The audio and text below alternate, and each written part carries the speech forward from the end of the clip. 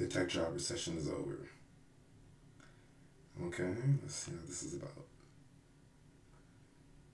Tech companies laid off more than 300,000 employees in the first half of 2023. Yeah, that was crazy. It seems to be slowing down though. I mean, this month, well, up to date, it's only 4,937 job cuts in August. And let's see if it continues around 11,000. Okay, that's way less. It's like 5 times less than before. It was, at its peak, it was 51,000. It was crazy. But one of the things that I find very interesting about the tech recession is that it was like the way it changed the game. Everybody was saying we could all get into tech and we're all going to be successful, and there was no downsides to it. Even though there's a huge salary, there's also the downside of job security, especially at the biggest companies like Google or Microsoft or Amazon or Meta. We were seeing that these people were making like $200,000 and we were losing our minds.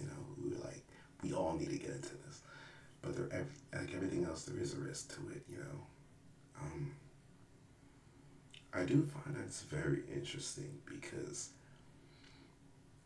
like, especially in the future, we're headed towards an AI, and there's always like this battle between are we going to lose our jobs or not. Even though I do believe we won't be losing jobs, they'll just change the way the jobs are.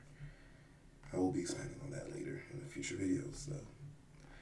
But for now, what I would tell current people who've lost their job is prepare for interviews, network, especially network, the most important thing ever. Networking is the difference between getting a job within 2 months, 3 weeks, or 3 years. Networking is one of the most powerful things you could do, honestly. Another thing you could be doing is freelance work, just to make sure you hone your skills and you're always up to date, But I'm going to get back into the other aspect of it, which would be financial planning. Because once you know that there is a recession or layoffs coming around, especially if it's within your type of company or you've seen it start with your company, it's very important to have a budget, because if you're still living over your means, if you ever get laid off, it's over, and that's one of the worst things ever. Even with the severance packages, it's always important to understand that we need to plan out for the worst possible event. So always have about 3 to 6 months worth of expenses, like saved up, an emergency savings account, That's always something that I usually tell people to do, Even me without a tech job currently, But, yeah. I definitely do believe that this is not the end, because of the fact that we haven't even seen the worst yet.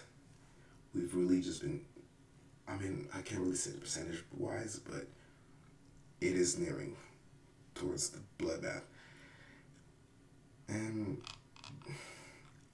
even with things being bad and all that, there's always going to be getting better over time, Maybe for 2-3 years it's going to be bad, then after that it'll be back to the glory years for another 10 to 15, so there's really nothing to be worried about for now. But as long as you just stay to yourself, stay positive, you shouldn't be affected that much.